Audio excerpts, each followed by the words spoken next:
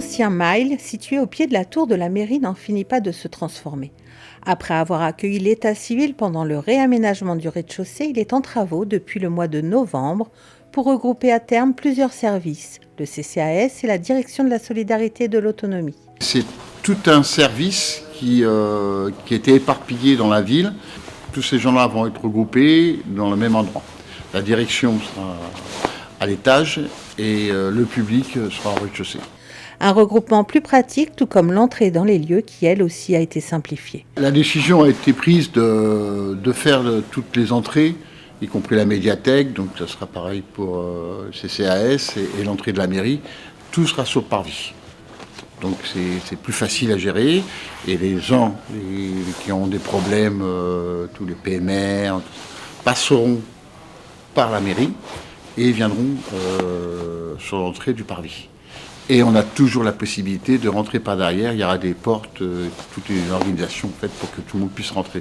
Tout le monde doit être à la même enseigne. Donc on essaie de copier un peu sur ce qu'on a fait au rez-de-chaussée. Il y a quelque chose qui soit avenant. Notre architecte, Nathalie Antebéry, a tout prévu pour que ce soit reçu dans des box lumineux, avec une grande bande d'accueil, une salle d'attente qui est claire, éclairée, et des accueils derrière de personnel qui reçoivent le public dans des box qui sont faits pour ça. Généralement, c'est un public qui est en difficulté, donc il faut qu'ils se retrouvent dans des situations où on les reçoit dans de bonnes dispositions. L'ouverture de ce nouveau lieu est prévue en septembre prochain.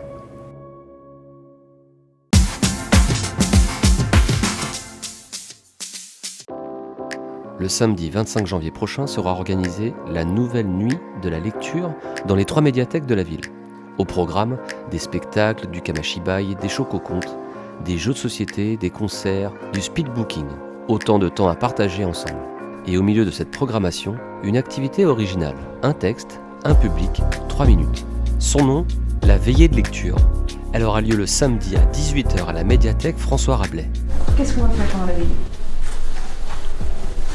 Oui. On va lire le texte. La lecture à voix haute, c'est on donne un texte en fait, et qu'on soit tout petit ou vieux et qu'on ait une expérience ou pas, on sait qu'on va vivre un moment où ces paroles vont se tisser les unes aux autres. La formule de cette année, ce qui est particulier, c'est qu'on a réuni les enfants et les adultes et en même temps séparé le temps de lecture dédié aux enfants, le temps de lecture dédié aux adultes. Parce que quand on mélange les deux au même moment, les adultes disent mais c'est petit, laissez-les lire, ce qui fait qu'à la fin de la soirée, il y a de plus en plus de gens qui ont envie de se lancer. On se retrouve que les adultes, on termine la soirée, ils n'ont pas lu. Un temps d'entraînement est encore proposé le mercredi 22 janvier prochain à 16h. Autrefois pleine d'avenir, tu marques une petite pause. L'essentiel, c'est surtout avec un micro, c'est de dire un texte avec suffisamment de lenteur qu'on puisse l'entendre.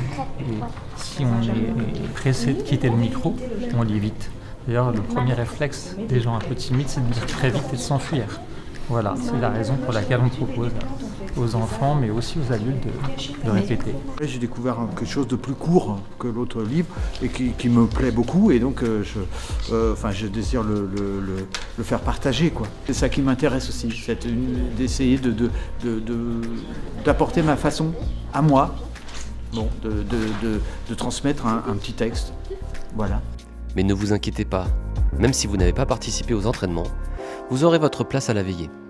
La nuit de la lecture se déroulera le samedi 25 janvier dans les 3 médiathèques à partir de 14h. Le programme de chaque médiathèque est disponible sur le site de la ville de Gennevilliers.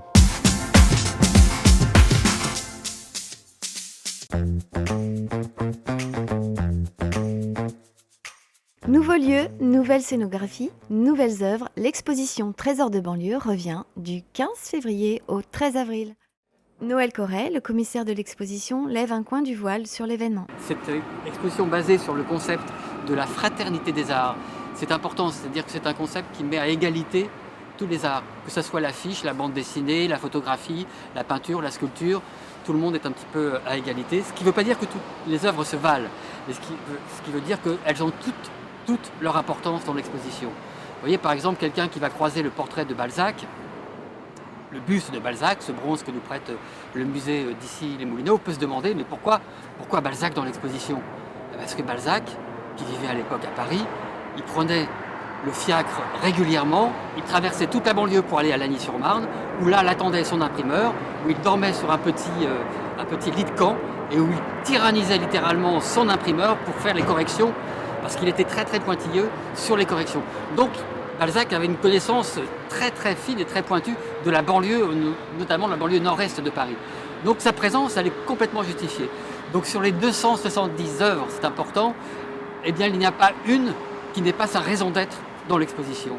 Toutes répondent à une nécessité.